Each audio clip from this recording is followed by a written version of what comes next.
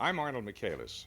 On March 6, 1957, the two West African areas known as the Gold Coast and Togoland were merged into the independent country of Ghana. 2 days later, Ghana was admitted to membership in the United Nations.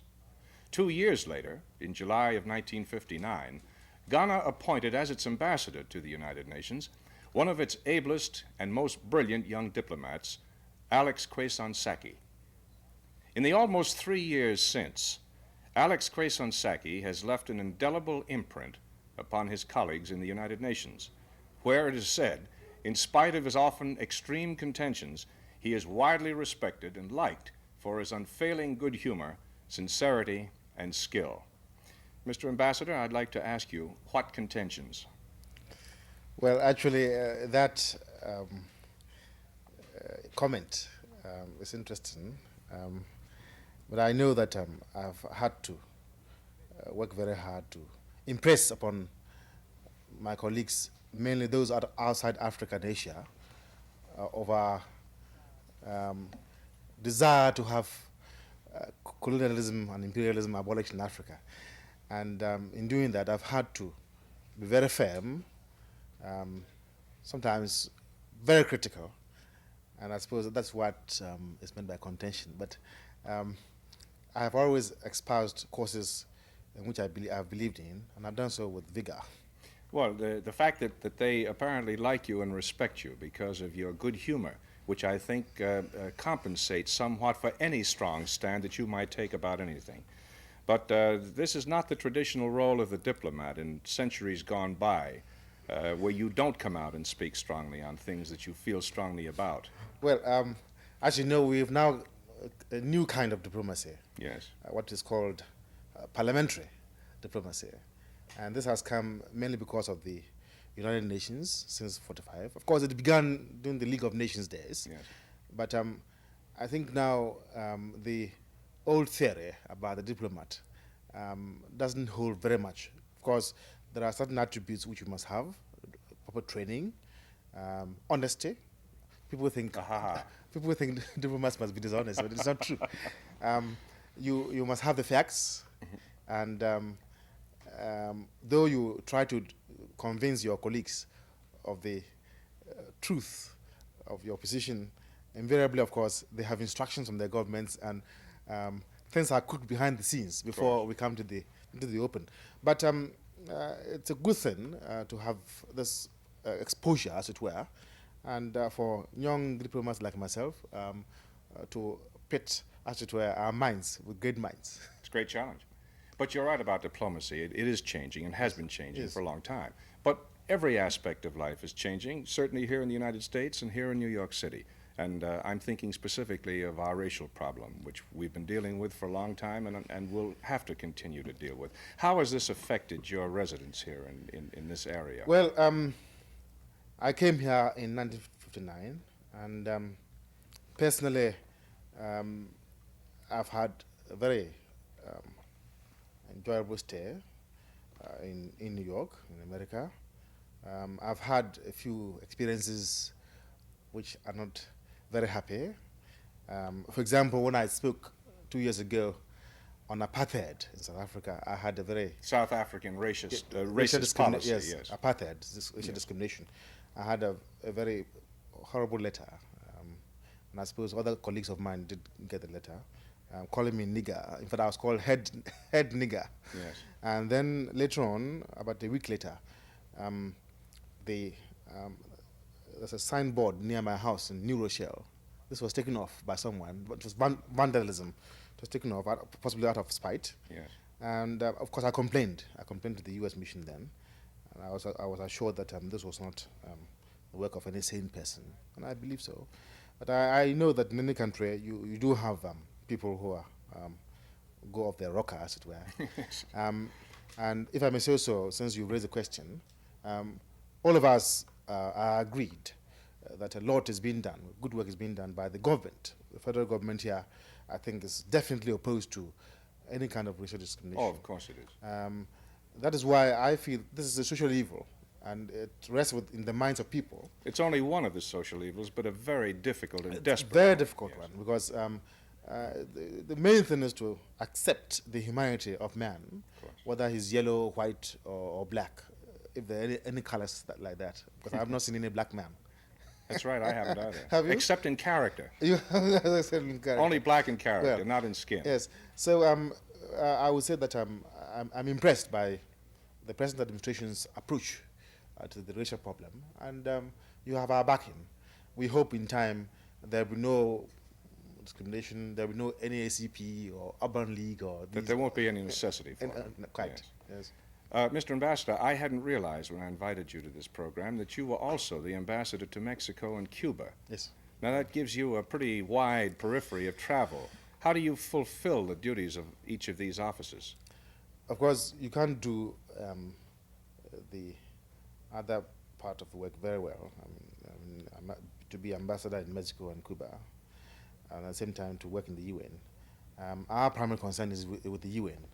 But it has been very convenient, if I may say so, to have me as ambassador to Cuba. I would think so. It would have been very difficult to have, say, our ambassador in Washington to Cuba, in view of the relations between Cuba and between Havana and Washington. In any case, this is only exploratory, and I've been It's only exploratory? Exploratory, yes. Yes. So I've had to go to Mexico and Cuba occasionally to see how things are going. What is more, we haven't got any money. So for a small country, it's convenient, you know, to have one man take over a few areas, because you can't have representatives in every country. Yes. Ghana has tried very hard. We have about, I think, more than 45 missions.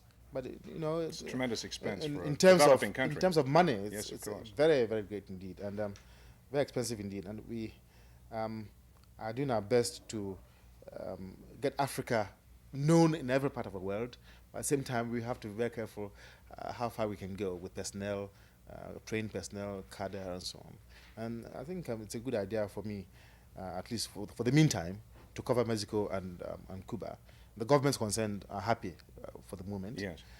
We have opened a mission, a small embassy in Mexico City, and a small embassy in Havana. And occasionally I go to visit my parish, as it were. Yes, but at least you have an opportunity to put your finger on the pulse of developments. Quite. Do you feel hopeful? Do you feel frustrated? Do you feel defeated about the developing relationships? No, I think I'm quite happy with the development of our relations with Mexico, for example, and Cuba. I'm not happy about Cuba's relations with you. That's what I was driving at. We are in a very invidious position, because we are very friendly with you, and we are friendly with Cuba. For one thing, in both countries, there are people of African descent. You know, That's true. Yes. in Havana, there are people who are Ewe or Yoruba speaking, and here you have all kinds of people who come from various parts of Africa, and therefore we have this common affinity with the United States and with Cuba, even from that point of view. What is more, we have very happy and harmonious relations with the government. Your government, if I may say so, the President of the United States does correspond with the President of Ghana. People don't know this. No, they don't. And they exchange views on, frankly, on issues which affect the peace of the world. And we do have relations also with Cuba. So we are very anxious to see a normalization Yes. of the relations between Havana and Washington. How this will take place, it's very difficult for me to say. But whenever I have been to Havana, I've sensed the feeling that all that they want of you in this country is that you should accept them as a sovereign and independent country. And once you do that, everything else will follow. Well, I hope everything will work out as easily as I think you feel it ought to work out. It is a complex situation, Yes, it is. but hopefully it and other problems will be resolved as we go along. When these problems frustrate you, Mr. Ambassador, I know that you can run off to your favorite corner and play your drums, which I know you've done on many an occasion. As a matter of fact, you were, as I recall, a patron of the Central Park Jazz Festival in 1960. Yes. Where you had invited your colleagues at the UN to get away from the Cold War into what you called a cool session. Yes, drumming is an interesting aspect of my interests. I haven't drummed for a long time. Occasionally, whenever I've been to a function, as you saw me at Crimps. At the Yes, Crimps, that's right. And I moved. With, what's her name, Miriam Makeba. Miriam Makeba, Yes. and the African Cultural Group. I did perform there. Yes. But, you know, you can't drum by yourself. You must have other people about, or a Oh, of group, course. you say. So I do drum occasionally, because I'm Well, I interested. have to drum occasionally too, and in this particular respect, Yes. this involves a message which we will present in just a moment and then get back to our conversation.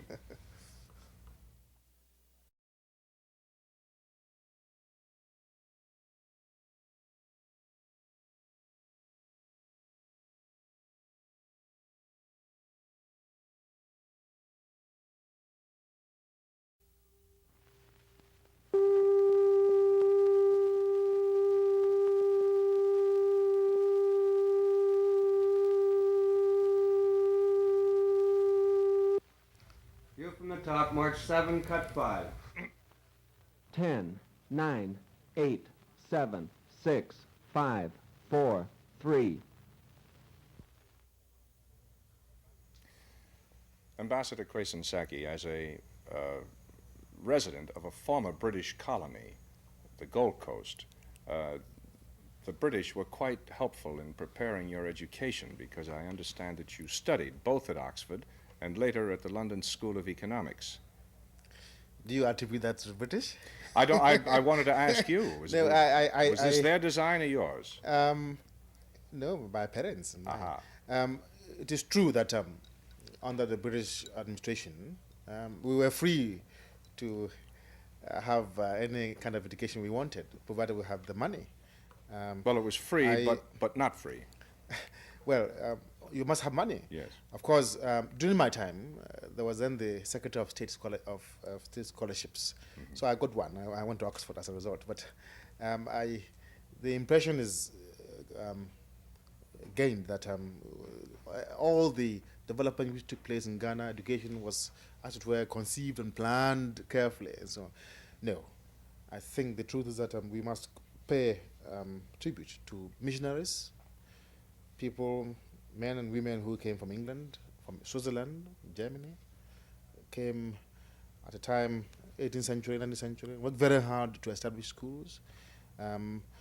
Africans who then took over, became headmasters. People like Dr. Agre, the famous Dr. Agre of Africa, who made education their great aim in life, and helped establish, for example, Achimota School. So that it is true that all this was done under British administration. Yes. But it was done because the foundations had been laid. And I, being the third generation or fourth generation, gained from all this.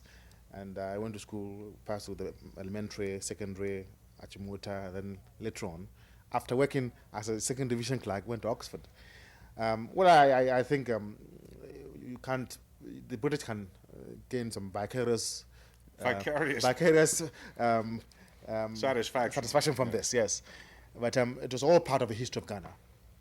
And as I say in my book, in fact, this is a very interesting point, because I make this point very strongly in my book, that you didn't have to have any colonial power in your country in Africa to gain the benefits of education, to gain the benefit of contact, mere contact with the outside. Because of the missionaries?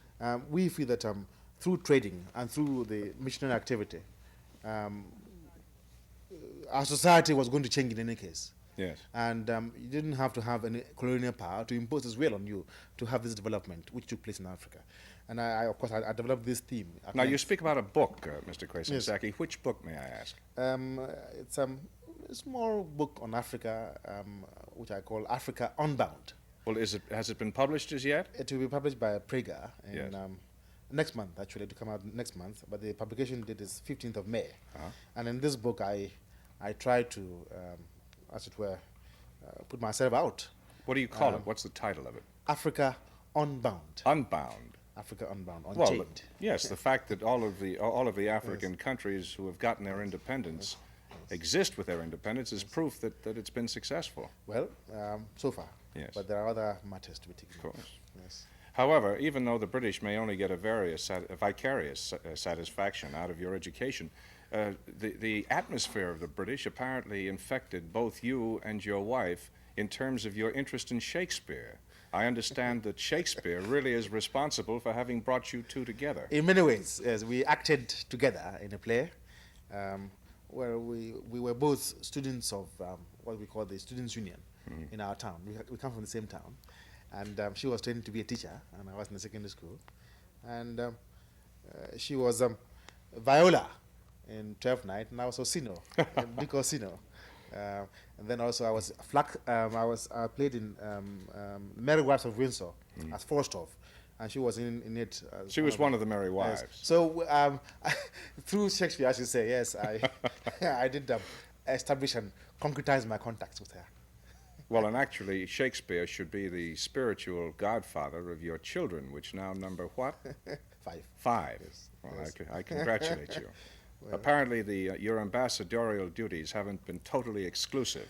Well, to be frank with you, it's very difficult to work in the UN and maintain a domestic life. It is not easy. And course not. if you ask my colleagues, you'll find out that all their wives complain that they're not being given much attention because in my case, for example, I leave New Rochelle in the morning.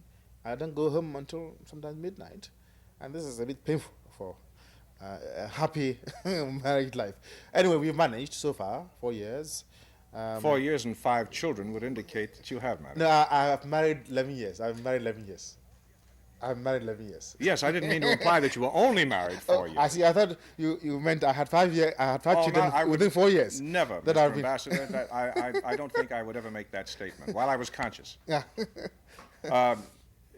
This is obviously the happiest state of alignment, yet your country has often been talked of as one of the non-aligned Yes. countries. Yes. Now, in respect of this whole area of neutral versus non-aligned versus the aligned powers, how do you see the role of Ghana fitting into the world picture, particularly at the United Nations? I think Ghana has made it very clear, and very clear indeed, that positive neutralism is a policy which can be followed by especially small powers. In Now, what do you Africa. mean by positive neutralism?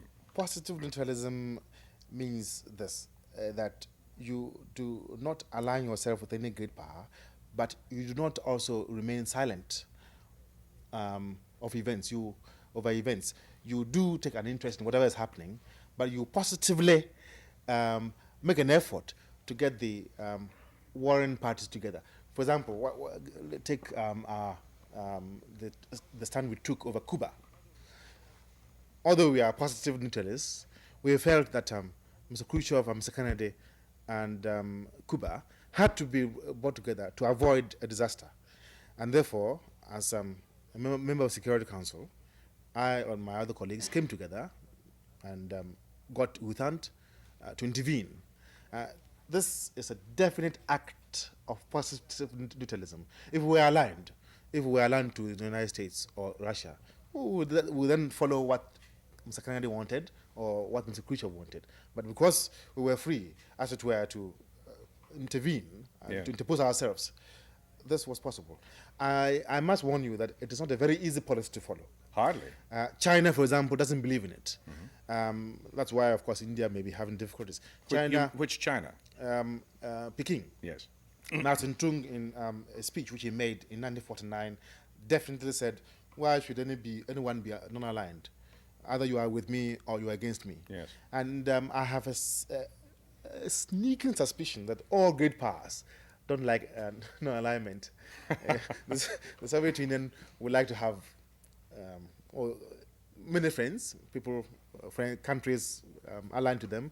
Your country, United States, would like to have the same. In fact, I think Dallas once talked strongly against non-alignment as a hopeless policy and so on. And your comedian. But Mr. Rusk hasn't, I don't believe. I think your present administration has accepted policy, and all that they watch is whether, as Mortsal, the comedian, once said, yes, you are not aligned, but not aligned in favor of. or neutral in favor of. Neutral in favor of yes. which, yes. So I think that's how you are now approaching the problem. But it is not very easy at all to be non-aligned, especially if you consider that all non-aligned countries like mine are also economically underdeveloped and want foreign capital.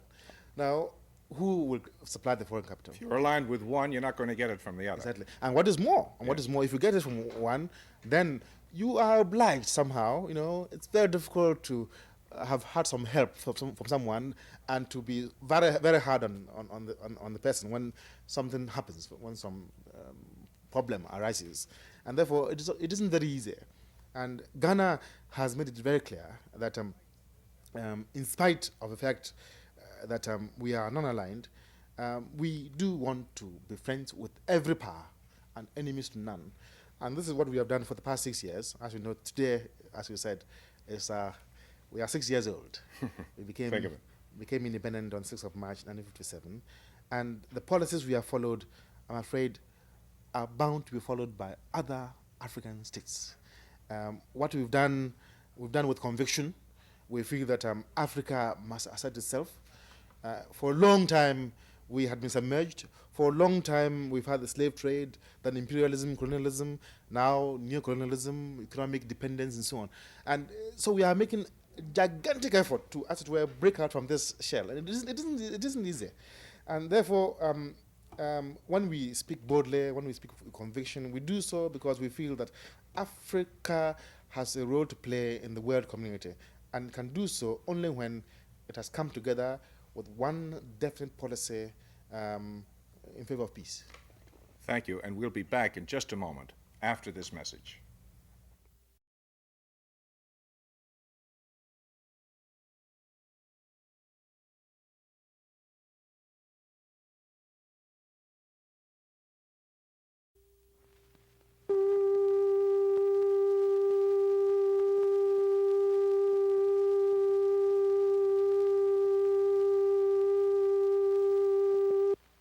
View from the top, March 7, cut 6. 10, 9, 8, 7, 6, 5, 4, 3. Mr. Quaison-Sackey, your colleagues at the United Nations say that while you're a very patriotic Ghanaian, that you're also a very good United Nations man. That's a great tribute. Well, that's very kind of them. I definitely, and my country, believe in the United Nations. In my view, this is an organization which has come to stay. I always say this, has come to stay. Many people don't realize, for example, that out of 20,000 employees engaged by the United Nations, about 18,000 are engaged on works like economic relief, FAO, these economic social Specialized agencies. Affairs which affect the course of progress of man. Yes. People don't realize this. Only 2,000 are engaged on political matters, and yet it is only the political aspect which is emphasized. But I want to emphasize the fact that the UN is doing a very good job in every phase of human endeavor. On the political plane, this is a forum where all problems in the world are mirrored, and I feel very strongly that every country must support it. People say that it is a small powers who benefit by the UN, but I think the good powers also benefit by it. But for the UN, what would have happened over Cuba? There would have been a war. Well, that certainly was the test of it. And therefore, we must support the UN, and I have belief in it, a strong belief in it. And if I work in favor of the existence of UN, I do so with conviction, and it's because our salvation and the world peace depends upon this existence. Thank you, Mr. Ambassador. And I also want to thank you for having been my guest today. It was a great Thanks pleasure awfully. for me. Thank Thank you. you. I hope you'll join me again next week on View from the Top, when I'll be talking with another international personality. Until then, this is Arnold Michaelis.